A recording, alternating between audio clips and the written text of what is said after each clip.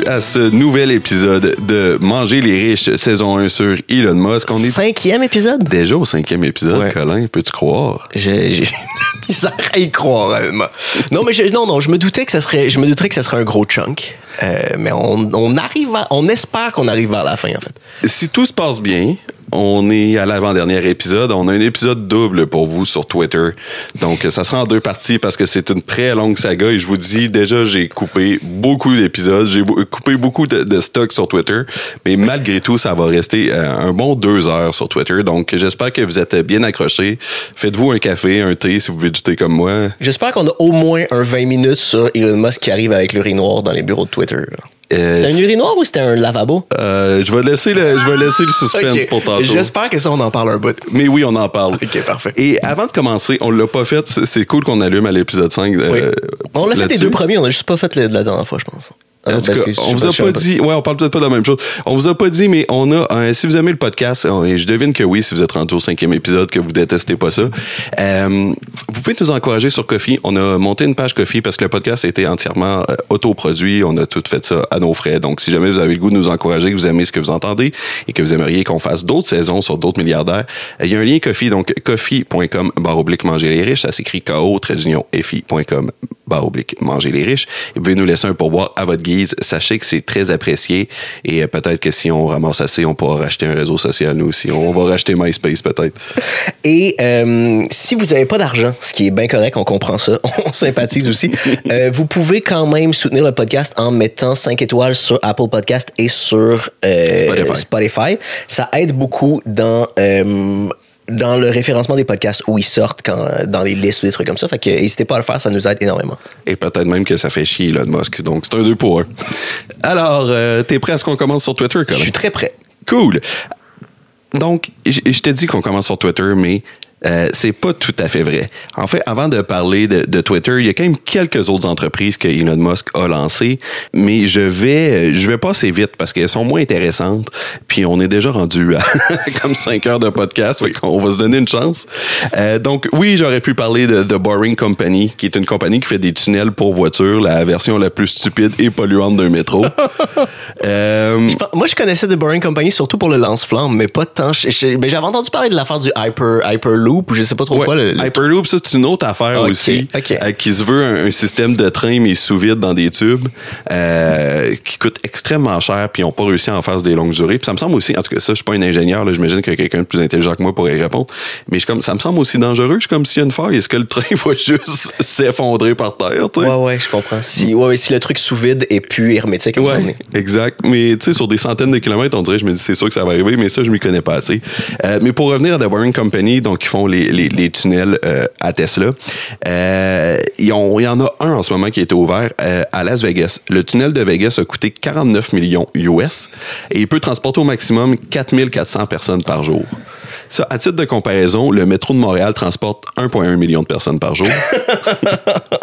J'adore, OK. Fait que tu sais, quand on dit justement les trucs publics sont mal gérés, des entreprises privées feraient mieux, le coût par utilisateur a aucun sens. Le coût a aucun sens.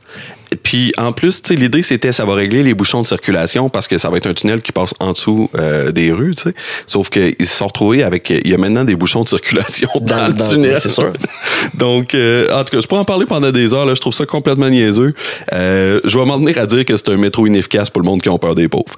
La Boring Company, comme tu l'as dit, a aussi vendu de la merch comme des lance-flammes.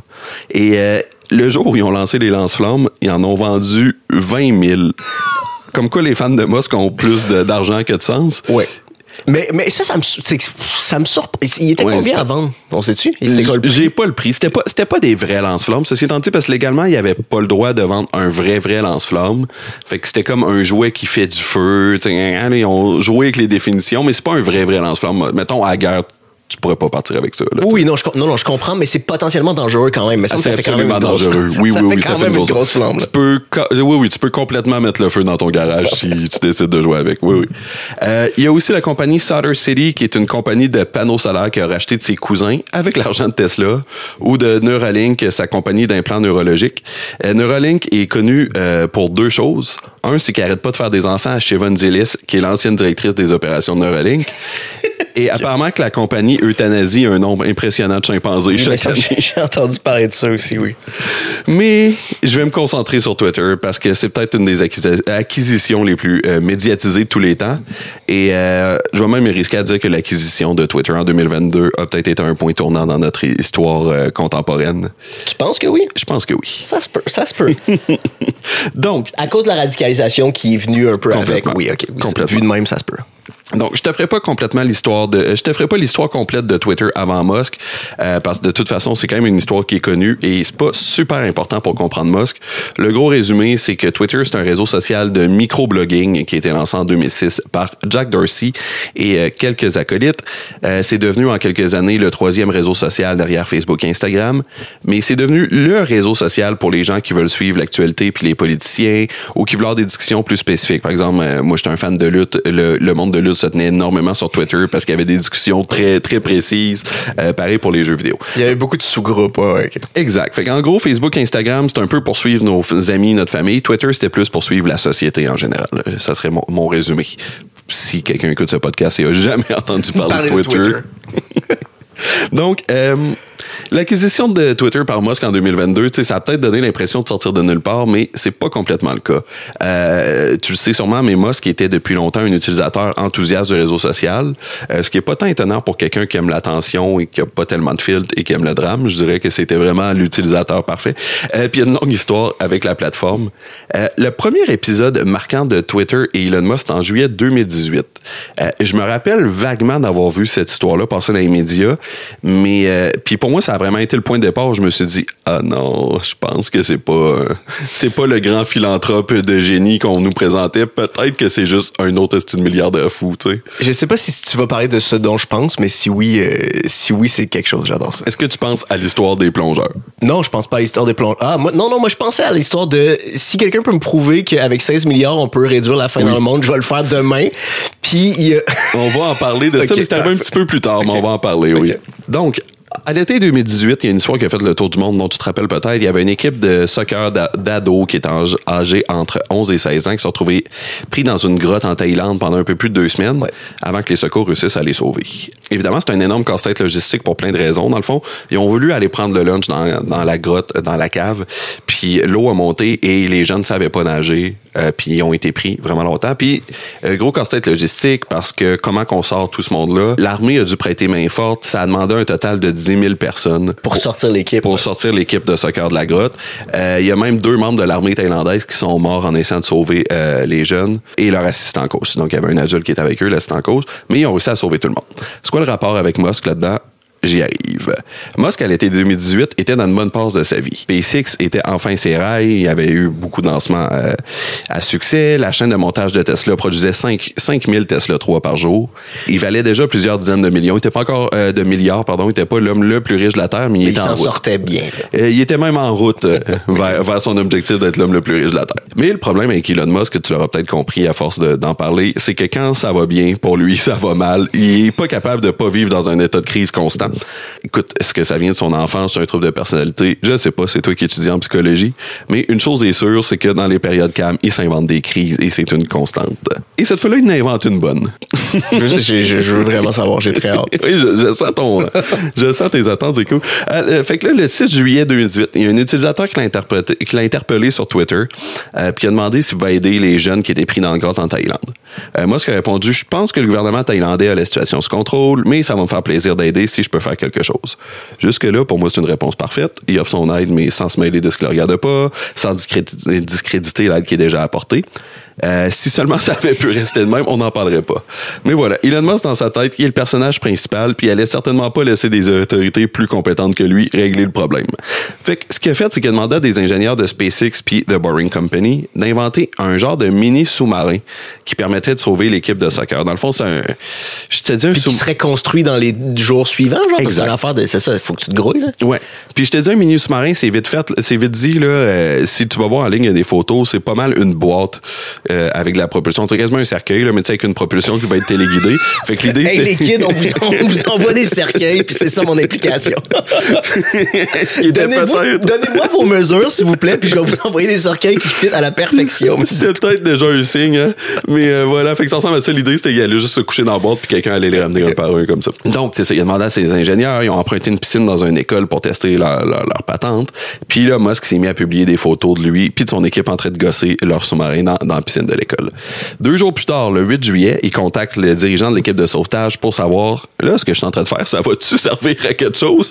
Ce qui est quand même un peu les étapes à l'envers. Moi, j'aurais commencé par ça. T'aurais pu demander. Avant. Mais bon, à la défense de Musk, le dirigeant en question, il a dit oui, ça pourrait être utile. Fait que le soir même, ils sont atterris en Thaïlande avec le petit sous-marin qui s'était patenté, puis ont été accueillis par le premier ministre thaïlandais qui est venu les rejoindre à l'aéroport. L'affaire, c'est que finalement, ils ont réussi à sauver les jeunes sans servir du sous-marin. Ça a pas servi pantoute. Mais même si le sous-marin a servi à rien, ça a beaucoup fait jaser dans les médias parce que c'est une grosse opération de relations publiques pour Musk qui partageait des photos sur Twitter et ça. Puis il faut se rappeler qu'on est encore à l'époque où tout le monde voit Musk comme une espèce de Tony Stark de la vie réelle. T'sais. Fait qu'il y avait de l'intérêt pour son sous-marin. Et Musk adore cette image-là de Tony Stark. Puis même selon des documents qui sont sortis plus tard en cours, il aurait demandé à ses employés de, faire pression sur les officiels thaïlandais pour qu'ils disent publiquement des choses positives sur lui et sur le sous-marin. Même s'il était occupé avec, le sauvetage d'une équipe d'adolescents. Oui, c'est ça. Ce qui est important, c'est de parler en bien de moi. Puis ils sont arrivés avec le sous-marin, puis là, les gens l'ont un peu testé, puis ils ont été comme non, c'est de la merde, ça vaut rien. Ou de ce que je comprends, il y avait déjà une opération qui est en cours, puis ça a fonctionné. C'est l'opération qui a fonctionné, fait qu'ils n'ont jamais eu besoin de s'en servir. Après le sauvetage, justement, il y a un plongeur britannique, Vernon Unsworth, qui s'appelle, retenez son nom, ça va être utile. Et quel nom britannique quand même, Vernon Unsworth. Donc lui, il avait conseillé l'équipe de sauvetage, puis il était interviewé par CNN, puis ils ont demandé si le sous-marin avait été utile. Il a répondu, ce sous-marin-là, c'était juste un stunt de relations publiques, puis il n'y avait aucune chance que ça marche comme solution. Puis Henri Canat, il a dit, il peut se mettre son sous-marin où ça fait mal. Okay. Bon, moi, je le trouve super drôle, Vernon Unsworth, mais Musk partage pas cette opinion-là. Je m'en doute, oui. Il est parti dans une série de tweets diffamatoires contre Unsworth, et ça s'est couronné par un tweet où il a écrit « Désolé, pédo guy, tu l'as cherché. Sorry, pédo guy. » Donc, quand même, une grosse insulte. Oui, puis d'où il sortait le pédo guy? C'est-tu basé sur quoi que ce soit de... Ben voilà. OK. Un utilisateur a demandé « Attends, es-tu en train de traiter Unsworth de pédophile? » Ce à quoi Elon Musk a répondu « Je te parie un billet signé que c'est vrai. » Il n'y avait pas de preuve. Il a juste inventé ça puis il a dit « Ouais, oui, je suis sûr qu'il est pédophile. » Puis il l'a jamais backé après. C'était vraiment... Écoute, ben, ça s'est réglé. Il n'y avait pas de preuve, il a sorti ça de nulle part. Puis là, tu sais, c'est quand même fou, ça en dit long sa personnalité, il a juste inventé qu'un gars était pédophile. T'es un multimilliardaire juste parce qu'il t'a insulté à la TV. Normalement, on dirait que je me dis, je comprends pas que sa carrière a continué publiquement après ça. Tu sais, c'est tellement débile qu'un homme si puissant s'attaque publiquement en traitant de pédophile aussi, ce qui est comme quand même une grave accusation, là. Oui, tout à fait. Ouais. Puis ce qui me surprend, c'est que j'en avais pas entendu parler avant aujourd'hui. Mais c'est ça qui est malade, c'est qu'on dirait que toutes les affaires trash sur Elon Musk ne lui colle jamais à la peau. Là, tu sais, ça a changé parce que quand même allait faire des saluts nazis à Télé Live, là, comme il y a quand même une limite qui est difficile à ignorer, là. Il y a un point de non-retour. Oui, puis là, je pense qu'il l'a bien atteint. Mais c'est fou comment il y a beaucoup d'histoires dans son passé, parce que c'est ce que je me suis rendu compte en préparant le podcast, qui ont comme pas du tout collé. Ben, il y a peut-être beaucoup d'argent à mettre sur les relations publiques, justement. Ben, exact. C'est ça. Exact. Parler d'autres choses, puis là. Fait qu'en tout cas, il a fini par s'excuser sous la pression de son entourage, mais il était pas capable de laisser le morceau aller. En août, il a répondu à un utilisateur sur Twitter. Je trouve pas ça bizarre qu'il m'ait pas poursuivi. En voulant dire, si c'était pas vrai qu'il était un pédophile, il m'aurait poursuivi. Hey, j'aimerais ça qu'il y ait juste... Il se passait plus rien, tout était correct, puis il est juste revenu dans le vieux thread. Complètement. Mais c'est ça, il est revenu dans le vieux thread où le gars avait dit, tu l'as-tu à traiter de pédophile, puis il fait juste écrire 6 mois plus tard, hey, tu trouves pas ça bizarre qu'il m'ait pas poursuivi? J'adore ça. Puis Vernon Unsworth a écouté son conseil, puis il l'a poursuivi. Ouais. Fait que pendant la poursuite, on a appris notamment que Musk et ses associés ont engagé des détectives privés, dont un qui avait été condamné au criminel, pour trouver des infos compromettantes sur Unsworth, et ils n'ont rien trouvé. Donc, il l'a traité de pédophile, puis après, il a engagé des détective privés. Pouvez-vous prouver qu'il est pédophile? Exact. Puis, ils n'ont pas réussi à trouver.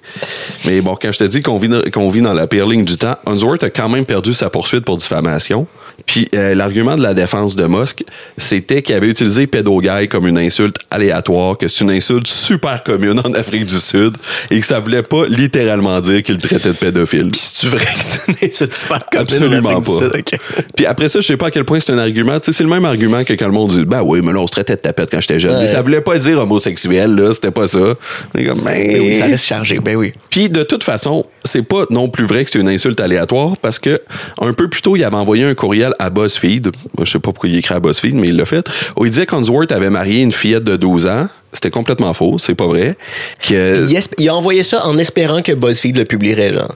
Je pense qu'il s'est chicané qu'un journaliste, si je me trompe pas. Puis il a dit, hey, j'ai des preuves. Pourquoi tu penses qu'il va tout le temps en Thaïlande? Puis en plus, il a marié une fille de 12 ans. Et tout ça. Dude, va juste gérer tes business. T'as tellement de temps libre.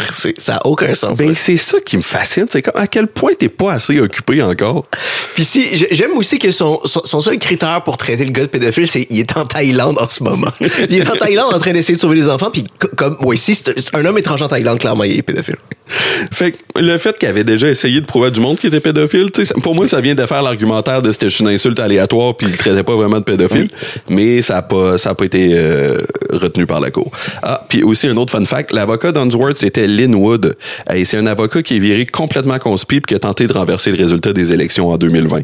Fait que voilà, okay. Tout un bel entourage. Donc, voilà, c'est ça. Avant même d'acheter Twitter, Musk était déjà un fier utilisateur du réseau social, notamment pour traiter des héros de pédophiles et pour promettre d'acheter des actions à 420$. Mais de là à acheter Twitter, qu'est-ce qui s'est passé? La première affaire qu'il faut comprendre, en fait, c'est pourquoi Elon aime autant Twitter. Je dirais qu'il est bon avec Twitter, mais tu sais, bon, c'est vite dit, là, il est aussi bon que les gars de Jackass sont bons pour se taquer le scrotum, là, tu sais, comme, oui. T'es bon, mais... En fait, il y a le gut de dire n'importe quoi, puis ça crée de l'engagement, c'est ça, il est bon pour créer de l'engagement. Ouais. C'est ça, tu sais. Ce qui a fait une grosse partie, en fait, de son succès sur Twitter ou X maintenant, c'est qu'il répond aux abonnés. Puis ça, je peux comprendre pourquoi ça a marché. Tu sais, c'est une célébrité, un homme puissant qui répond un kidam qui va y écrire. Tu sais, t'as beau tweeter Rihanna autant de fois que tu veux, les chances qu'elle te réponde sont quand même assez minces. Mais Elon Musk, c'est très probable qu'il te réponde. Tu sais. Fait que je pense que, d'ailleurs, jusqu'à un certain niveau, je pense que ça explique pourquoi il y a des fans si actifs qui le défendent avec autant de vigueur. C'est que je pense que jusqu'à un certain niveau, ça lui donne l'impression de faire partie de la gang qui appartient à quelque chose de plus grand. Tu sais, que ils sont au même niveau qu'un milliardaire puis l'homme le plus puissant de la planète. T'sais. Puis je pense que pour quelqu'un qui a peut-être pas le succès qu'il espère dans la vie, c'est quelque chose qui peut être grisant. Ouais. Elon Musk crée pas en mes affaires. Oui, c'est comme il gère bien son... Les gens ont un feeling parasocial de... Exactement. C'est le même feeling que t'as. Ouais, parasocial, c'est le bon terme. C'est le même feeling que t'as d'être ami avec un influenceur sur Instagram, mais que t'es pas pantoute ami avec, tu sais. C'est un peu ça là, t'as l'impression que t'es ami avec l'homme le plus riche de la Terre, tu sais. Puis je pense aussi que cette loyauté-là, ça explique en partie la surévaluation de Tesla en bourse, parce que les fans de Musk, en fait, achètent l'action Tesla et la vendent pas, peu importe ce qui arrive. T'sais. Fait que cette action-là, puis ça fait longtemps que tous les experts le disent, elle est vraiment, vraiment surévaluée.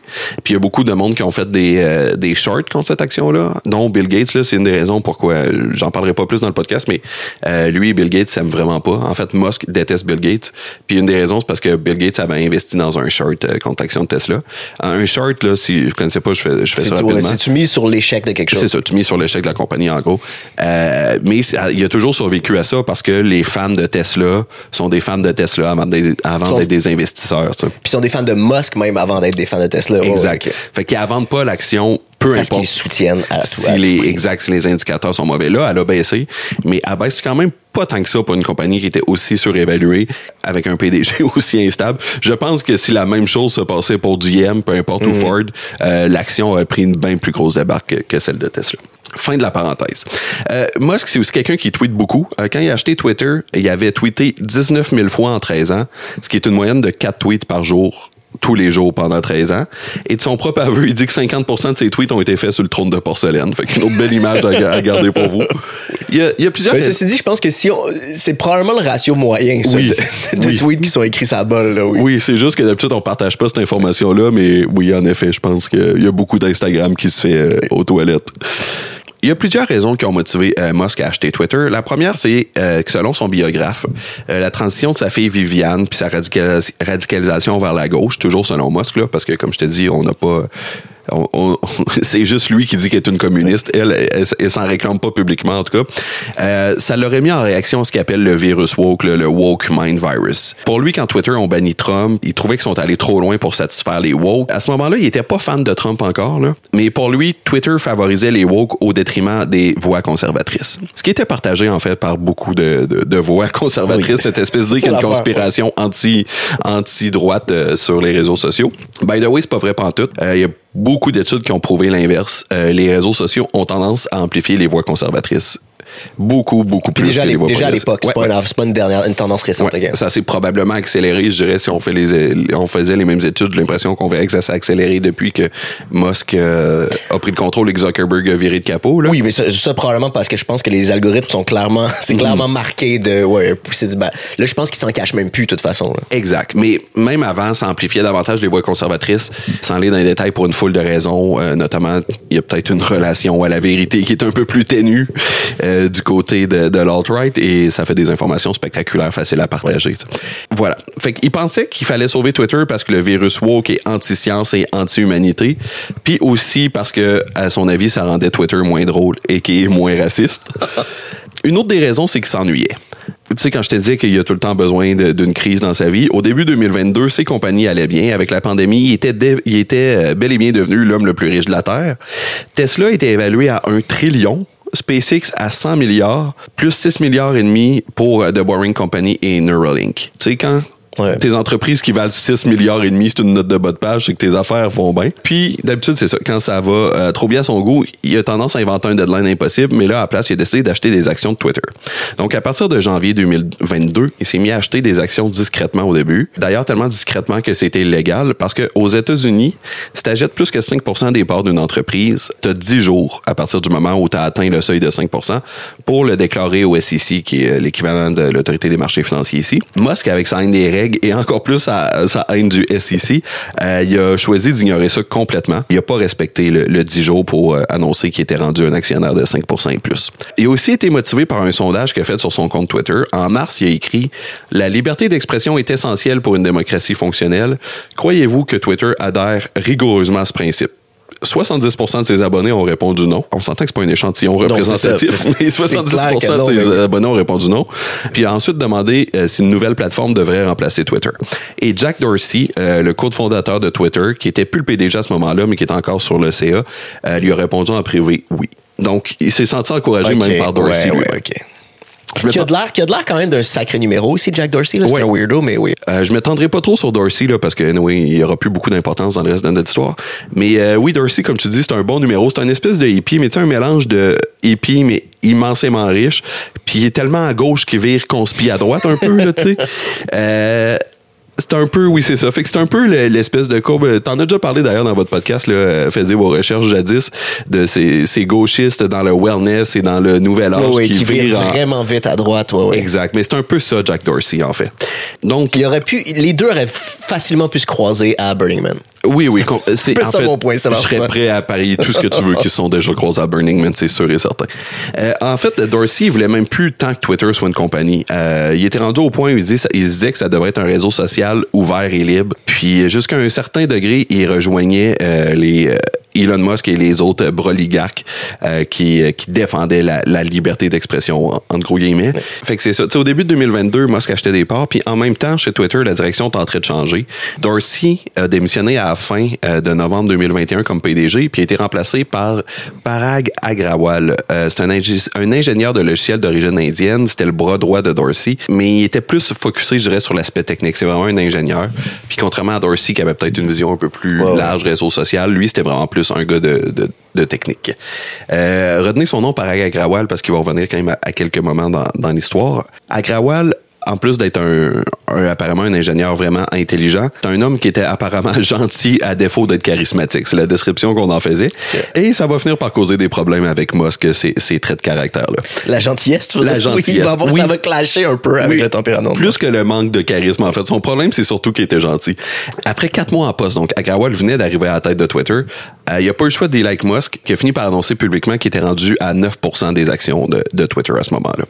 Donc, Musk... Probablement que même même le CA de Twitter était pas au courant à ce moment-là. C'était comme, ils les achetaient, mais pas sous son nom, je sais pas comment ça fonctionne, mais personne ne le savait, en fait. En tout cas, c'était pas public. Si c'est le cas, c'était pas une information qui était publique. Fait que là, Musk, c'est ça. À ce moment-là, il a rempli des déclarations avec le SEC qui disait qu'il voulait être un investisseur passif.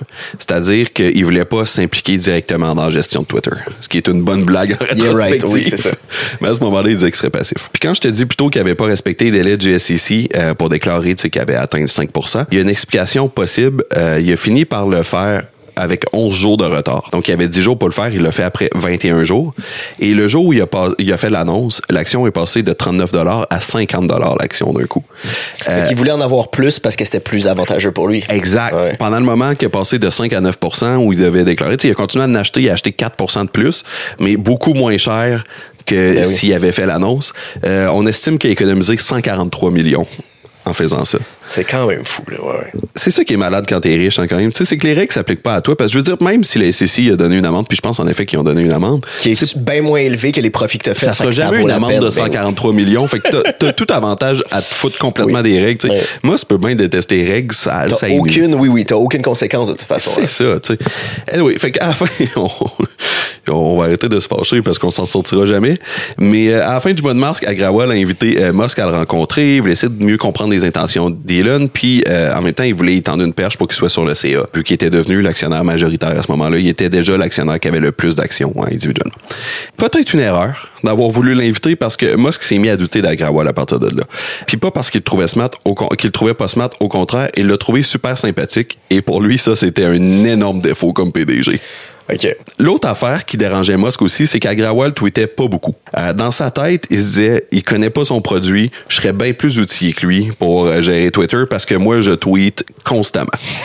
Ce qui est une drôle de vision. Les deux seules personnes qui devraient gérer Twitter, c'est moi ou Kanye West. Okay? Parce que clairement, on est les plus outillés pour connaître ce réseau social. C'est une drôle de vision, là. C'est pas parce que tu utilises beaucoup le produit que t'es bon pour le diriger. Tu sais, tant qu'à ça, on devrait diriger le studio de Mario Party, toi puis moi. Je pense pas qu'on a les qualifications pour ça. J'aurais des bonnes idées pour un prochain Mario Party, mais oui, je comprends ton point. Ouais. Moins de jeux qu'il faut peser sur un piton super vite, là. Ça, c'est... Plus de vol d'étoiles. Oui, juste les affaires qui me fâchent personnellement. En fait, c'est exactement ce qui se passe avec Elon Musk. Tous les trucs qui te fâchent personnellement, t'es enlèves de... Je peux plus me faire voler d'étoiles. Puis plus de petits cris aigus quand tu pèses sur un piton quand c'est pas ton tour. Bon, OK, fin de la parenthèse, Mario Party. Donc, au départ, c'est ça. Il y avait des doutes sur Agrawal, mais il n'y avait pas encore de plan pour le remplacer, en tout cas officiellement. Il était invité sur le CA de Twitter. Puis au début, il a refusé l'invitation parce que l'entente demandait qu'il parle pas en mal publiquement de la compagnie. Puis il a refusé de la signer, fait qu'ils ont enlevé la clause, puis là, il a accepté d'être sur le CA. Okay. Puis une de ses premières suggestions à Elon Musk, ça a été de demander le renvoi de Vijaya Gadde. Je m'excuse si je prononce mal son nom de famille, je crois que c'est ça, mais je m'en excuse si c'est pas le cas. Gadde, c'est une avocate qui était à l'époque à la tête du département de Legal Policy and Trust chez Twitter. Donc, elle s'occupait des questions légales, mais aussi des questions éthique par rapport à Twitter. Elle avait notamment poussé en 2020 pour que Twitter diffuse pas de publicité électorale parce que le danger de désinformation puis de radicalisation était déjà bien assez présent sur les réseaux sociaux, à son avis. Et je peux pas m'empêcher de lui donner raison. Oui, ben elle avait raison, mais si sa tête aurait explosé si elle avait vu maintenant. Ce qui s'en venait, oui, exact. Mais à ce moment-là, fait que c'est ça avait convaincu Twitter on prend pas d'argent pour de la pub électorale. Les réseaux sociaux sont déjà assez polarisés. On va pas empirer le cas. Elon Musk voyait pas le rôle de Gadde de la même façon, lui. Pour lui, il la considérait comme la responsable de la censure chez Twitter, entre autres parce qu'elle avait fait partie des gens qui ont décidé de bannir Donald Trump de la plateforme après le coup d'État, la tentative de coup d'État en 2021, le 6 janvier. Bon, là, on va être clair, là, elle était évidemment pas toute seule dans cette décision-là. C'est une décision qui a été prise en groupe, mais c'était une femme indienne, haut placée, avec la réputation d'être plutôt progressiste. Fait qu'évidemment, les weirdos de droite sur Twitter en ont fait la cible désignée, était soudainement la seule responsable de toutes les décisions avec lesquelles ils n'étaient pas d'accord. L'opinion qu'Elon Musk avait d'elle, c'était déjà une opinion répandue dans la manosphère de Twitter, genre. Exact, exact. Oui, il n'y a pas tant d'idées originales. Elon Musk, là, il a juste embarqué dans les propos de la manosphère. C'est exactement ça. Donc, ça a été sa première suggestion. Il faut renvoyer Vijaya Gadde. Agrawal a refusé. Et en refusant, là, il s'est fait un ennemi de Musk définitivement. Il y avait 3 prises. Il était gentil, il tweetait pas beaucoup, et là, il avait refusé la suggestion de Musk de renvoyer Gadé.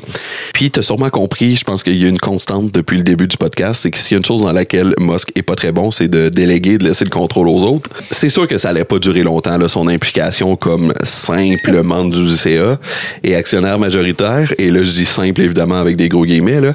Surtout si le PDG obéissait pas à toutes ses demandes au doigt et à l'œil. Fait qu'il s'est mis à fantasmer que Twitter pourrait devenir ce qu'il avait envisagé dans le temps avec X.com.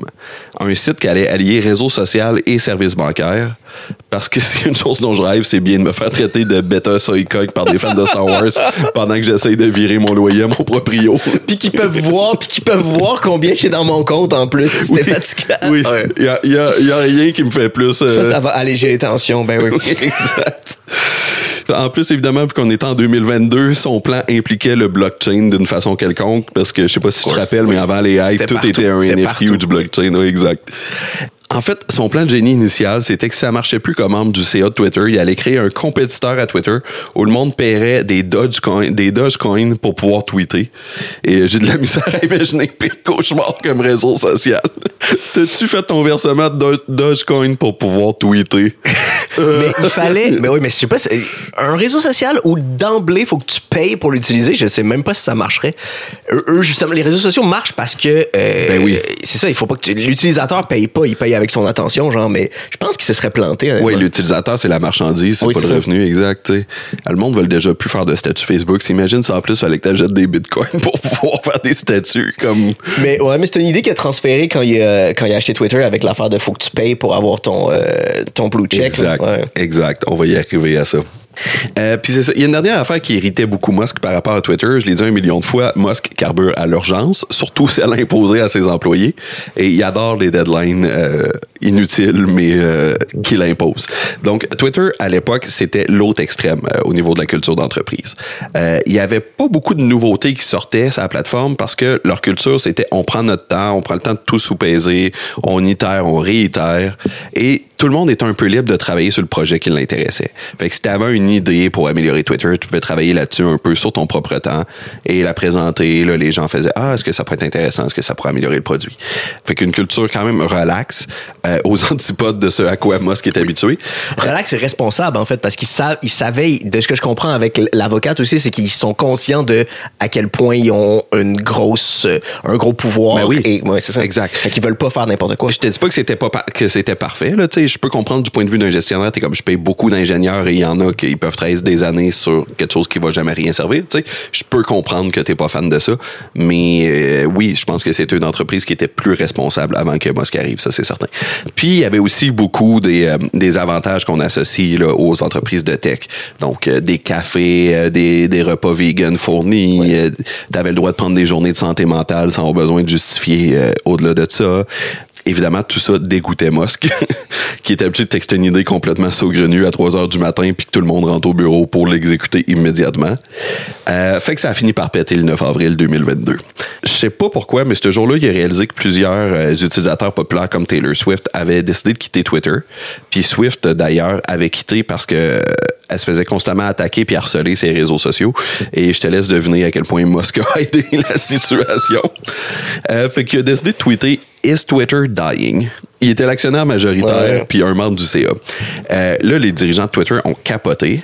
Eux autres, ça faisait des semaines en coulisses qu'ils travaillaient avec l'équipe de Swift pour la ramener, puis en voyant quelles concessions qu'ils pouvaient faire pour qu'elle accepte de réintégrer la plateforme. Puis en tweetant ça publiquement, ils venaient de faire tout péter les négociations. Ils fait dropper leur travail complètement, Fait qu'Agrawal l'a texté en disant « Écoute, t'as le droit de faire ce que tu veux, mais il faut quand même que tu sois conscient qu'un membre du CA qui tweet que sa propre plateforme est en train de mourir, ben ça nous aide vraiment, vraiment pas, là. Musk a pogné un air, puis il a dit, c'est correct, d'abord, je vais acheter Twitter pour en faire une compagnie privée. Fait que ça a été ça l'élément déclencheur. Fait que c'est ça, c'était vraiment une affaire de jalousie puis un coup de tête d'enfant, là. OK, je vais l'acheter d'abord, ça va être à moi. Ouais. Parce qu'il était fâché de se faire chicaner par d'autres mondes. C'est malade. Puis pour rendre les affaires encore pires, pendant la crise, Agrawal était en vacances avec sa famille. Fait que ça a fini de convaincre Musk que Parag Agrawal devait être envoyé. Il prenait des vacances comme un esti de gros pourri. Ouais. Fait que le 13 avril, il a envoyé une offre officielle pour acheter le reste des actions de Twitter à 54,20. Puis oui, c'était encore une joke de 420. OK. C'est juste qu'il a mis un 5 en avant. Parce que l'homme le plus riche de la planète est un gros adolescent. Fait qu'une couple d'heures après que son offre devienne Qui a publique... fumé un bat dans sa vie à Joe Rogan. Au podcast ça de Joe vraiment ça. Rogan. T'insistes tellement que dude, je pense que c'est vraiment juste du... Ouais. Oui, mais comme... C'est vraiment juste du pareil. J'ai juste des références de The Office ces temps-ci, mais... Tu sais que Michael arrête pas de faire des références à la drogue, puis il est comme « Yeah, on est buzzés, les gars! » Puis ils sont comme... Je pense que personne n'a jamais offert un joint de sa vie. c'est vraiment son vibe. Il a fumé un joint une fois, puis il est comme « Yeah, 420, les gars! Hein, Bob Marley! » Fait que c'est ça, une couple d'heures avant que son offre à 54 et 20, après que son offre à 54 et 20 devienne publique, il s'est fait interviewer pendant une conférence TED. Le fondateur, tu sais, les TED Talks, oui.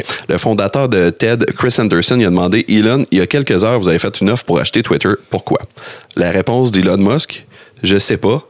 En passant, as-tu vu le film TED avec l'ours en peluche? » Anderson a répondu « Oui. » Hey, c'est un bon film, hein? Puis il s'est mis à rire, puis il a demandé « C'était quoi la question? » Ben voyons. Mais ça, OK, soit il essaye de diffuser la question, soit il est encore plus weird que je pense. Mais dans tous les cas, si t'es un employé de Twitter puis tu vois ça, tu fais... Oui. Il nous prend pas au sérieux.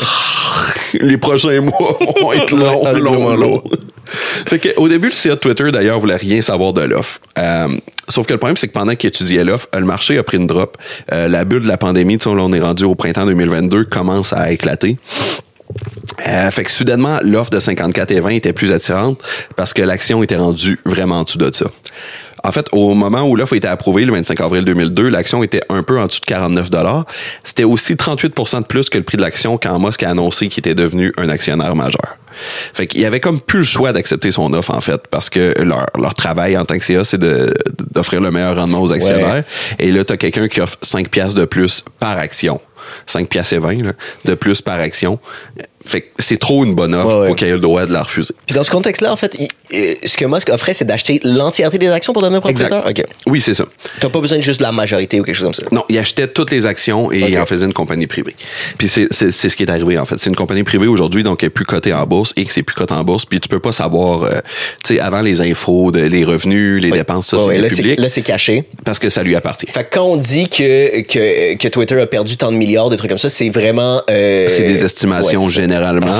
Des fois, il y a des chiffres qui sortent, mais généralement, c'est des estimations parce qu'il n'est pas obligé de rien divulguer, ça lui appartient, c'est son problème. Donc, le CA a accepté l'offre, mais avec ce qu'on appelle un reverse breakup fee ou un frais de rupture inversé dans ma propre traduction, d'1 milliard. Ça, ce que ça veut dire, c'est que si Elon Musk retirait son offre sans raison majeure, il devait payer 1 milliard. Puis ça a été une clause importante parce que Elon Musk a vite regretté d'avoir fait une offre. Comme tu l'as dit, ça a été un coup de tête. Puis il a regretté en partie, en fait, parce que le prix de l'action continue à descendre. Quand son offre a été acceptée, comme je disais, c'était à peu près autour de 49 $. Elle a remonté un peu avec l'annonce, mais à mi-mai, elle était déjà rendue à 40 et 72. Fait que le deal était de plus en plus mauvais pour lui. Là, il payait 5 piastres de plus au moment où ça a été accepté. Il était déjà rendu à 14 piastres de plus à moitié du mois de mai. Fait que ça devenait un deal moins intéressant. Fait que c'est là qu'il s'est mis à inventer le fameux problème des bots. Et puis je me rappelle que ça avait traîné en longueur. On avait entendu parler pendant plusieurs semaines de il va l'acheter, il va pas l'acheter, il va l'acheter, il va pas l'acheter. Ça a traîné en fait pendant des mois. Puis c'est ça, sa première excuse qu'il a essayé de trouver pour s'en sortir parce qu'il fallait une raison majeure. Parce qu'à ce moment-là, il voulait plus l'acheter. Fait qu'il essayait de trouver une raison qui n'aurait pas fait payer 1 milliard. Exact. Il voulait plus l'acheter. Puis tu sais, Isaacson raconte dans la biographie qu'il y a des moments où il était couché à terre en se lamentant. Puis t'es comme qu'est-ce que j'ai fait là. Tu sais, il a sincèrement vraiment regretté. C'est pas juste des intentions qu'il prête de sa propre bouche. Il a vraiment regretté d'avoir fait cette offre-là. C'était un coup de tête. C'était pas réfléchi. Fait que c'est ça. Il a essayé de se rattacher aux bots. En gros, Twitter estimait qu'à peu près 5% de ses utilisateurs étaient des robots. Des bots qui spammaient et tout ça. Puis Musk, lui, s'est mis à dire que Twitter cachait le vrai chiffre. Il espérait que ça soit une excuse, que ça compte comme de la fraude, en fait. Puis que ça serait une raison suffisante pour sortir de son offre sans avoir besoin de payer le 1 milliard de reverse breakup free. Fait qu'en réponse à ça, Parag Agrawal lui a envoyé les évaluations internes de Twitter. Comment ça fonctionnait, c'est qu'eux autres, périodiquement, ils faisaient des échantillons aléatoires de milliers de comptes. Puis, à chaque fois qu'il faisait ces échantillonnages-là, il arrivait toujours autour de 5% de bots. Fait que c'était la meilleure estimation possible. Il a envoyé toutes ces données-là. Puis Musk a répondu, il a envoyé un emoji de caca. Okay. Je le déteste, là. Imagine comment c'est frustrant. T'es un homme d'affaires sérieux, un ingénieur. T'essayes. T'es sans discussion rationnelle, puis t'envoies des poop emojis. Puis t'es comme, c'est l'homme le plus riche de la Terre. C'est puéril en tabarnak, mais oui. Tu sais, je sais pas si tu dis ça des fois. Moi, des fois, ça arrive, je me promène dans le Vieux-Montréal ou dans le centre-ville, puis là, je vois les tours à bureau, tu sais. Puis je me dis, ces gens-là ont-tu compris de quoi de plus que moi, tu sais? Tu vois ce que je veux dire? Tu sais, pour eux, je suis insignifiant, là, je suis juste un d'autre qui... Ouais. Puis là, tu regardes, t'es comme, lui, c'est l'homme le plus riche. Il est plus riche que n'importe quel de ces hommes d'affaires-là. Clairement, il n'y a pas une sagesse particulière. Non, c'est ça, tu sais. En tout cas, fin de ma réflexion philosophique. Fait que en juillet, Twitter ont réalisé que Musk essayait désespérément de sortir de son offre d'achat, fait qu'ils l'ont poursuivi. Un de leurs points, de leurs arguments, c'est que Musk avait dit publiquement qu'une de ses motivations dans l'achat de Twitter, c'était de tuer les bots. Fait que ça faisait pas vraiment de sens qu'il se plaigne du nombre de bots. De toute façon, que le 5% soit exact ou pas. Parce que il avait dit qu'anyway, il voulait acheter Twitter dans l'objectif de tuer les bots. C'est comme dire, je vais acheter un vieux char en disant, je vais retaper la carrosserie, puis après, t'es comme, mais je veux plus l'acheter, la carrosserie est rouillée. Ouais. C'était pour ça que tu l'achetais. Puis ça a continué d'être une situation qui était super rassurante pour les actionnaires, parce qu'au mois d'août, l'action était rendue à 38,75. Je rappelle, l'offre dans laquelle Musk s'est engagé, c'était 54,20. Ouais. Principalement pour faire le joke de 420. Fait que, tu sais, c'est ça la raison, en fait, principale pour laquelle il essaie de se retirer. C'est que de plus en plus le temps avançait, puis plus qu'il payait beaucoup trop cher pour l'action de Twitter. Mais moi, ma question là-dedans, c'est s'il y avait un frais de je me retire, ça va me coûter 1 milliard. Pourquoi il n'a pas choisi de faire ça à un moment donné plutôt que de l'acheter avec, genre, en perdant probablement, je sais plus trop quoi, genre 24 milliards. Tu sais, ça resterait le choix le moins coûteux, c'est juste, OK, ben, je vais payer le truc de. Je pense que c'est une très bonne question. C'est un super bon point. Je pense qu'il se disait, j'étais un assez bon homme d'affaires qu'au pire, je vais leur monter puis je perdrait moins qu'1 milliard, tu sais, dans le pire des cas. Ouais. Je pense qu'il y a confiance qu'il allait faire de l'argent avec éventuellement. Il trouvait que ça serait un échec public, en fait. Il y a peut-être ça aussi. Se retirer, changer d'idée, c'est gênant. Ben, ça, c'est l'autre raison, en fait. Je saute un bout, là, mais on en arrive là. La poursuite s'est réglée le 4 octobre 2022. Puis ça n'a pas été une décision. Musk a juste décidé de retirer. Il a accepté, en fait, qu'il n'aurait pas le choix d'acheter Twitter. Il a payé le prix offert. De un, pour pas payer le 1 milliard, mais aussi, puis comme tu le dis, il voulait pas que tout le monde sache qu'il achetait Twitter à reculons. Il voulait pas vivre la défaite publiquement. Fait qu'il a fini par accepter de payer 54,20, même s'il a payé beaucoup trop cher pour ce que ça valait à ce moment-là. Mais comment il a financé cet achat-là? Ça aussi, c'est une bonne question parce que moi, être l'homme le plus riche de la planète, c'est quand même beaucoup d'argent. Au total, ça lui a coûté 44 milliards. Donc, sur 44 milliards, il a fourni 20 milliards cash additionnels en plus de son 9% d'actions qu'il avait déjà. Le 20 milliards, il est allé le chercher en vendant des actions de Tesla. Il a obtenu 7 milliards d'investisseurs qu'il a réussi à rassembler. Et puis Dorsey, qui était l'ancien PDG, qui était le créateur de Twitter, il a accepté de garder à peu près 1 milliard d'actions. Donc, il y a une part dans l'entreprise, même si c'est plus des actions, c'est ça, qui valait à peu près 1 milliard. Donc, ça, c'était une économie sur le 44 milliards. Mais ça ne complète pas le montant. Là-dessus, il y a 13 milliards qui viennent de prêts de la banque. Et ces prêts de la banque-là ont été garantis sur Twitter lui-même. Donc, c'est ce qu'on appelle... OK, même pas sur une autre de ces entreprises. Non. OK. C'est ce qu'on appelle un rachat par endettement, en fait. Donc, la banque te prête l'argent pour acheter une entreprise, mais après, c'est l'entreprise qui a la dette, puis pas toi. Ce qui est quand même... Encore une autre affaire que juste les riches peuvent faire. Financièrement, c'est ça, je comprends. Il n'y a pas de downside. Hein? Ben, c'est que la banque s'est dit, au pire, on va devenir actionnaire de 13 milliards sur 44 milliards. On va être propriétaire d'à peu près le quart de Twitter, tu sais. Fait qu'on perd pas complètement dans les deux cas. Fait que lui, il avait pas cette dette-là, mais ça a rajouté un énorme poids financier sur Twitter qui était pas rentable depuis si longtemps. Parce que comme beaucoup de startup tech, pendant longtemps, ils ont roulé à perte. Puis ça faisait quelques années qu'ils faisaient plus d'argent qu'ils en dépensaient par année. Puis là, soudainement, cette entreprise qui est rentable depuis peu se retrouve avec 13 milliards de dettes pour sa propre vente. L'entreprise n'a rien gagné là-dedans. Ouais. Là. C'est juste Musk là, qui a garoché 13 milliards de dettes. Donc, dans ce contexte-là, tu comprends que les employés de Twitter étaient inquiets. Puis il y avait une rumeur qui circulait comme quoi il allait faire des grosses mises à pied. Le chiffre qui circulait, c'était 75% de la main-d'œuvre qui allait être envoyée. Et puis, je te rassure, il avait tort. Il a renvoyé plus que 75%. Mais il est aussi inquiet parce que Twitter, c'est ça, comme je te disais tantôt, avait une structure très progressiste, égalitaire. Puis Musk avait une autre réputation, je dirais. Puis il y avait aussi beaucoup d'employés de Twitter qui étaient très libéraux, là, puis au sens américain du terme, là, on va dire progressistes ici. Pas là. qui votaient pour Justin Trudeau. Non, c'est ça. C'était pas tous des électeurs de Justin Trudeau. Et il y avait un peu peur des changements que Musk allait apporter puis de l'image que ça allait leur donner. Moi, j'écrivais pour Urbania quand Éric Duhem est devenu chroniqueur, fait que je peux comprendre le feeling. Oui. Ça sera peut-être le sujet d'un autre podcast un jour. Puis les fluctuations de l'action à cause du psychodrame avec Musk là, avaient déjà affecté leur bonus, en fait. Parce qu'il y avait un bonus selon la valeur de l'action. Puis tout ça, ça avait toute la chicane légale, puis le rachat, puis l'incertitude avait fait baisser l'action jusqu'à temps qu'ils finissent par la racheter. Et puis ça a affecté leur bonus de Noël. C'est super frustrant, ça, surtout quand c'est absolument pas ton travail. T'as continué à travailler aussi bien que d'habitude. C'est juste le nouveau propriétaire qui niaisait puis qui a fait sabote, ouais. Okay. Complètement. Tellement fâchant, tu sais. T'as rien à voir là-dedans. Fait que bref, tu comprends que il y avait beaucoup à faire pour assurer le staff de Twitter qui était au pire hostile, au mieux très anxieux. À place de les rassurer, à la première journée, il a décidé de rentrer avec un évier en porcelaine pour pouvoir tweeter l'excellent jeu mot « Entering Twitter HQ, let that sink in ». C'est vraiment vrai que c'était un évier. Je me demandais si c'était un évier ou un urinoir. Pour faire un jeu de mots avec sink. C'est tellement weird. C'est probablement la personne qui a le pire sens de l'humour. Peut-être oui. Je pense que oui, pour vrai. Ça serait vraiment incroyable. Ce serait vraiment incroyable qu'il fasse du stand-up ou quelque chose. Ça serait délicieux, genre. Mais je pense qu'il se mettrait à pleurer après 3 jokes qu'il lève pas. C'est ça l'affaire.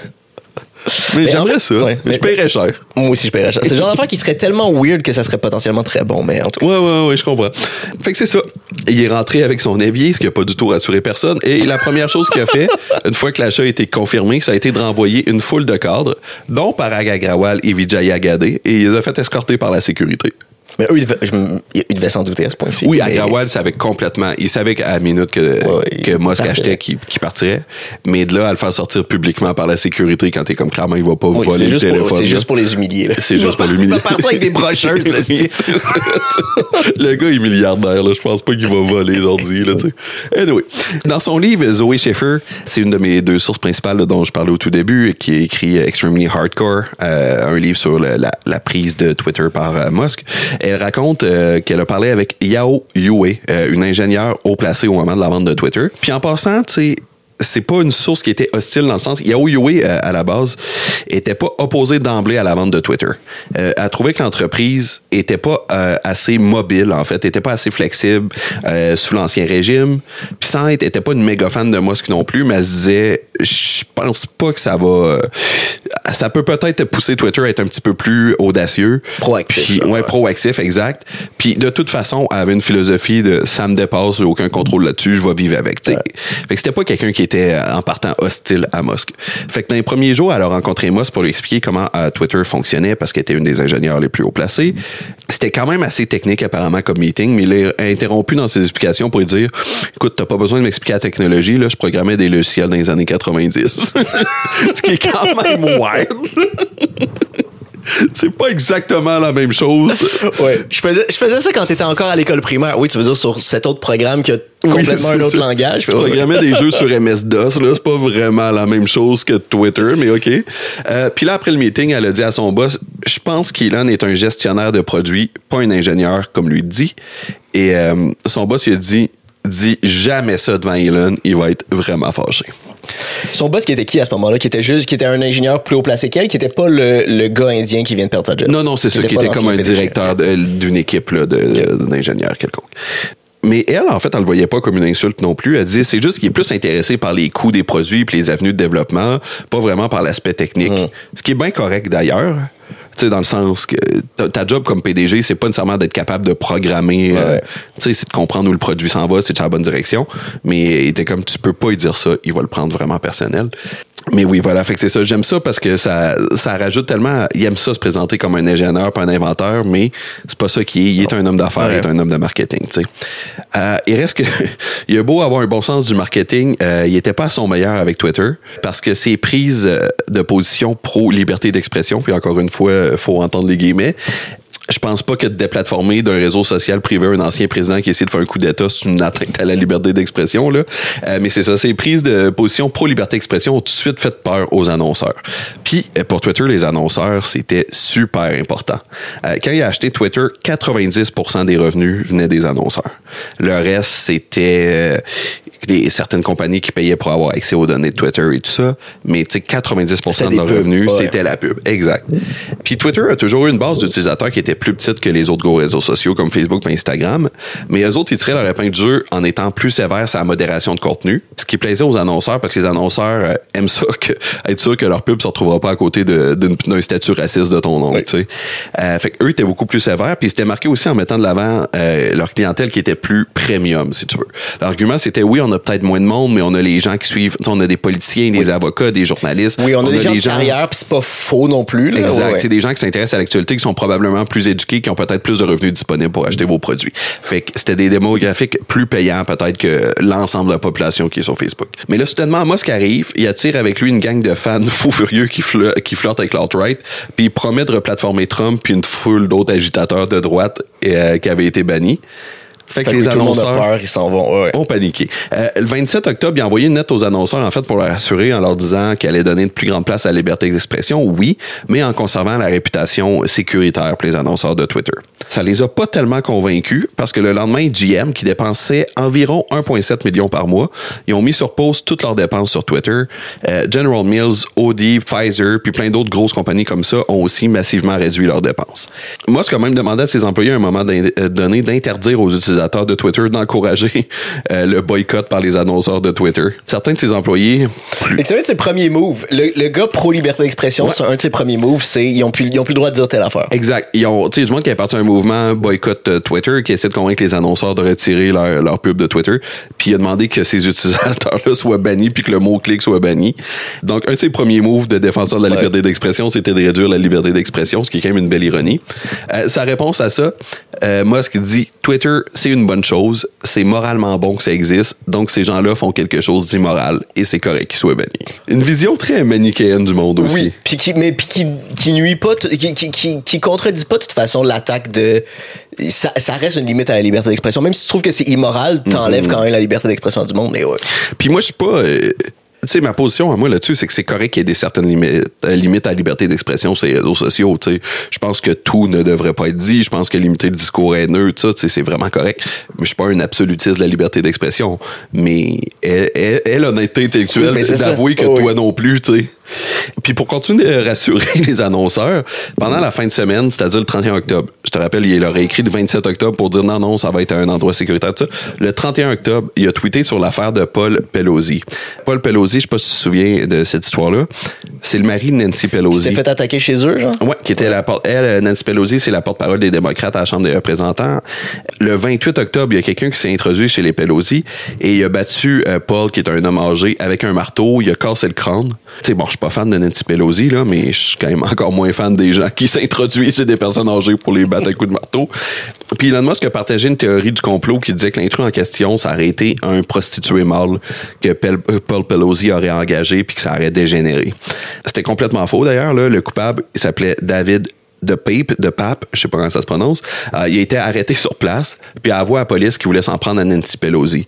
Il voulait l'interroger, il pensait qu'elle cachait des choses, puis il avait amené le marteau pour y casser les genoux pour la faire parler. Il a été reconnu coupable de tentative de meurtre, tentative de kidnapping et voie de fait. Puis en 2024, il a été condamné à 30 ans de prison. Donc c'était pas du tout un prostitué mort, contrairement à ce que la théorie du complot voulait nous faire croire. C'était potentiellement lui-même un complotiste, en fait. C'était oui. Oui, c'est ça. S'il voulait interroger Nancy Pelosi, ouais. C'était un complotiste de droite, selon ce qu'on en sait. Mais tu comprends bien que le fait que le nouveau propriétaire de Twitter partage des théories du complot complètement démentes sur l'attaque violente du mari d'une politicienne démocrate, ça n'a rien fait pour assurer les annonceurs. Il a aussi eu le droit, dans la même période, à une rencontre avec Bill Koenigsberg, qui était le patron d'une des plus grosses agences de publicité au monde. Puis pour une raison qu'on comprend pas, Musk avait invité sa mère à cette réunion-là.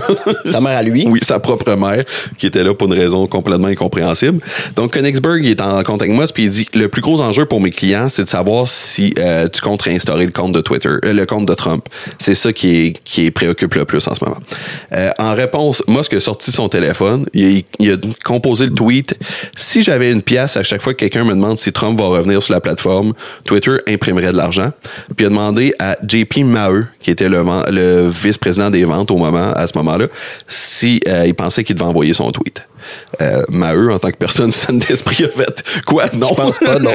Surtout pas pendant une réunion avec le plus gros annonceur au monde qui nous dit que ce qui préoccupe ses clients, c'est le retour de Trump.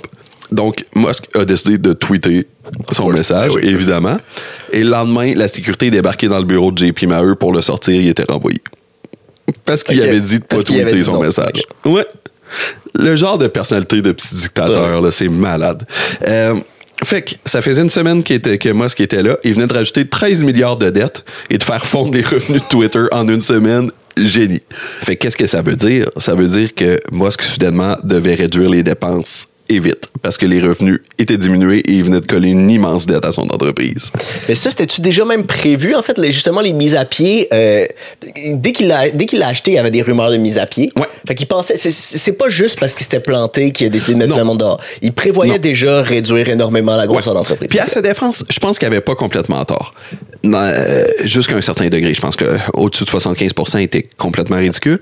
Mais ce qui s'était passé, en fait, c'est que pendant la pandémie, comme beaucoup d'entreprises, leurs revenus ont explosé, puis ils se sont mis à engager beaucoup d'ingénieurs. Mais quand la bulle a éclaté, c'était plus justifiable de garder tout ce monde-là. Ouais. Puis c'est vrai que Twitter engageait beaucoup de monde, puis du monde bien payé, pour finalement peu de mises à jour, peu de nouveaux services qui sortaient. Je suis pas fan de mise à pied, là, mais je peux comprendre qu'il y a une certaine logique, en tout cas capitaliste, du moins, là-dedans, il faut réduire le nombre d'employés, on paye trop pour ce qu'on obtient en retour, tu sais. Mais la façon dont il a décidé de faire le ménage est complètement craqué, là. Un de ses premiers moves, en fait, ça a été, il a écrit à tous les ingénieurs de la compagnie sur le Slack de l'entreprise, puis il leur a demandé d'imprimer 50 pages de code qu'il avait écrit dans les 30 derniers jours. OK. Puis là, il allait évaluer leur code sur papier. Ce qui est déjà comme, wow, OK. Puis il pensait le faire lui-même, mais c'est oui, avec sa garde rapprochée, okay. Mais oui, ça n'a aucun sens, évidemment. Fait que là, tu avais des dizaines, voire des centaines d'ingénieurs qui devaient soudainement imprimer 50 pages de code. Juste ça, c'est un problème. Pendant que c'était la cohue pour trouver des imprimantes, il y avait des fils à pu en finir, il manquait de papier. Plus tard dans la journée, il réécrit à tout le monde pour dire, laissez faire finalement, on va regarder à l'ordinateur vos codes. Fait que, allez tout déchiqueter dans vos codes aux déchiqueteuses au 10e étage. Fait que là, il y a eu un bouchon parce que tout le monde attendait pour les déchiqueteuses parce que tout le monde avait 50 pages de code à déchiqueter. Fait que c'est ça, tu sais, son problème, c'est qu'il trouvait que les ingénieurs n'étaient pas assez productifs, mais c'est sûr que s'il leur faisait passer leur journée à courir après les imprimantes puis les déchiqueteuses, ça aidait pas. Et finalement, il a regardé le code de personne, ça n'a rien servi, il n'a jamais appelé personne pour regarder le code. La tentative suivante n'a pas été bien mieux. Ces hommes de main, des cadres d'autres compagnies qui ont amené chez Twitter faire le ménage et qui appelaient les Goons, ils ont fait venir des gestionnaires dans leur bureau en leur demandant de faire un classement de tous leurs employés des meilleurs au pire. Fait que si, mettons, t'as 25 employés qui répondent à toi, je veux que tu me les classes du numéro 1 au numéro 25. Ce qui est une tâche vraiment compliquée. Il était comme, mais là, sous quels critères? Tu veux savoir le plus productif, le plus loyal, le plus, tu sais? Puis aussi, comment tu compares la performance d'un ingénieur puis de la secrétaire du département aussi? Oui, c'est un super bon point. Les gens n'ont pas toutes la même tâche, ben oui. Oui, c'est ça. Fait que, cet ingénieur-là, il écrit beaucoup de code chaque jour, mais elle est vraiment bonne pour prendre des rendez-vous. Fait que je sais vraiment pas comment je compare ces deux affaires-là, tu sais. Puis finalement, sûrement qu'ils se sont rien fait de réponse, c'était juste au feeling. Ouais, les Goons ont dit, whatever, Musk, Elon veut des listes. Je m'excuse, mais ça sonne très Troisième Reich. Non, on s'en fout, Elon veut des listes. Donnez-nous des listes. Ouais. Fait que pendant la fin de semaine, tous leurs gestionnaires ont passé leur fin de semaine. En fait, ils devaient écrire une phrase pour défendre chaque employé qui devait être gardé selon eux. Le deadline était dimanche matin parce que faut se rappeler que Musk trouve que les journées de congé et la conciliation travail-famille, c'est absurde. Les Goons ont pris les listes puis les phrases de tout le monde. Ils ont mis ça dans un énorme document. Et le document servait à rien pantoute parce que tout le monde avait fait des listes selon des critères complètement différents et aléatoires. Ouais, ça lui donnait juste un immense document incohérent et inutile. Fait que la première vague de renvoi a fini par avoir lieu le 4 novembre. Ça a pris à peu près une semaine, 10 jours. Du jour au lendemain, 3700 personnes ont été renvoyées, à peu près la moitié de la compagnie. Et la sélection a l'air d'avoir été faite un peu aléatoirement sur la base de qui travaillait sur les projets préférés de Musk ou pas au sein de l'entreprise. Fait que les ingénieurs qui n'avaient pas senti le vent tourner dans la semaine puis qui s'étaient pas dépêchés à s'embarquer sur des projets que Musk avait l'air d'aimer ont perdu leur job. Il a renvoyé toute l'équipe des communications, la majorité de l'équipe marketing, parce que Musk croit qu'un bon produit ne devrait pas avoir besoin de pub et se vendre par lui-même. Ce qu'il comprend pas, c'est que Twitter, c'est différent de ses entreprises passées. T'sais. Tesla vend directement aux consommateurs ses voitures. SpaceX a un client majeur, qui est le gouvernement américain. / la NASA, ben, Twitter, il faut que tu convainques à la fois les annonceurs de dépenser leur budget de pub chez toi et les utilisateurs de venir utiliser ton service. T'sais. C'est complètement autre chose que de vendre des chars ou d'avoir un client qui est le gouvernement. Oui. Il a aussi renvoyé beaucoup d'ingénieurs puis une grosse partie de l'équipe de sécurité, ce qui a rendu la sécurité de Twitter vraiment plus fragile. Il a renvoyé 75% des ingénieurs en charge de s'assurer que Twitter respectait les normes de la vie privée du FTC, qui est un peu leur CRTC. Il a renvoyé toute l'équipe d'éthique d'intelligence artificielle et toute l'équipe de surveillance des droits humains. D'ailleurs, il y a une poursuite collective qui a accusé la direction de Twitter d'avoir refusé de payer 500 millions en indemnité de départ, qui est toujours pas réglée. OK, ça, c'est ce qu'ils doivent aux employés qui ont été mis à pied. Ouais. Les renvois étaient super mal planifiés, puis j'ai un exemple qui est complètement fou. Ils ont renvoyé tous les employés qui connaissaient les mots de passe des serveurs de Twitter, sauf un, puis c'était un hasard. Ça veut dire que s'il avait aussi décidé de renvoyer ce gars-là, il y a personne qui l'aurait su. Ouais. Plus personne n'avait accès au serveur de Twitter, il était plus capable de faire des mises à jour importantes. Il aurait fallu repartir les serveurs de zéro et tout effacer. Imagine, là. C'est assez malade. Juste parce que par hasard, ils n'ont pas renvoyé le seul gars qui restait. Mais, puis lui, il n'a pas utilisé ça comme leverage. Imagine le pouvoir que tu as quand tu es la seule personne qui connaît le mot de passe de OK, mais je vais vous. Ou si tu as été renvoyé puis tu te recontactes après, tu es comme OK, mais je veux payer moi de temps. Mais ce qu'il raconte dans le livre de Schaeffer, en fait, c'est ce gars-là, il était pas un grand fan de Musk, mais son fils était handicapé, je pense, ou avait une maladie grave, puis il avait vraiment besoin de l'argent, en fait, pour ses enfants. Fait que il était comme, je vais être bon joueur. Là. Oui, je vais pas faire de chantage, c'est pas le moment. Oui. C'est pas le moment de me faire poursuivre. Là. Donc, c'est ça. Les renvois, c'est une chose. En une journée, il renvoyait à peu près la moitié de l'entreprise, mais il fallait aussi qu'il trouve une façon d'augmenter les revenus. Sa solution, évidemment, c'était pas de remettre les annonceurs dans sa poche, parce que ça le fâchait énormément de devoir leur rendre des comptes. Tu sais, d'une façon, pour lui, c'était comme s'il y avait un boss là, à nouveau, même s'il était le PDG. Puis d'ailleurs, il poursuit une foule de compagnies allant de Twitch à Lego, en passant par Nestlé et Shell, pour avoir osé boycotter sa plateforme. Cette poursuite-là est toujours en cours, d'ailleurs. Puis comment, mais il me semble que c'est 100% dans le droit d'une entreprise et même d'une personne, individuelle de boycotter quelque chose. Tu peux pas te faire poursuivre parce que tu trouves que tu devrais pas faire affaire avec telle compagnie, là? Oui, parce qu'à ce compte-là, je poursuivrais toutes les compagnies de prod qui m'engagent pas pour écrire leurs émissions. C'est ça, en fait, oui. C'est de la discrimination quand vous m'engagez. C'est ça.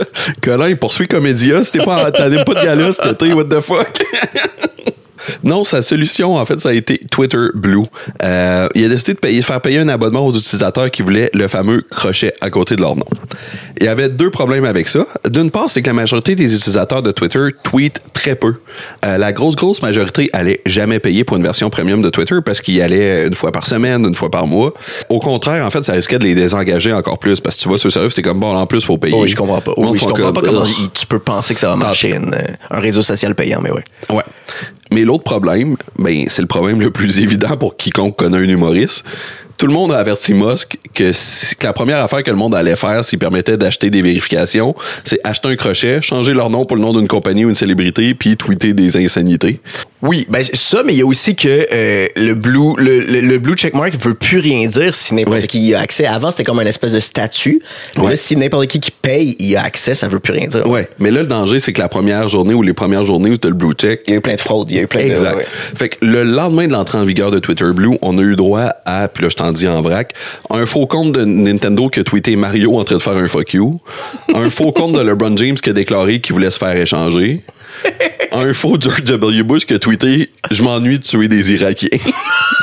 Tout ça est génial. En fait, je pense que c'est le highlight de Twitter ever. C'était la meilleure journée sur Twitter. Mais mon exemple préféré, c'est un journaliste qui s'appelle Sean Morrow qui a personnifié la compagnie Eli Lilly, qui est la plus grosse pharmaceutique au monde et qui fait le plus gros de ses revenus en vendant de l'insuline.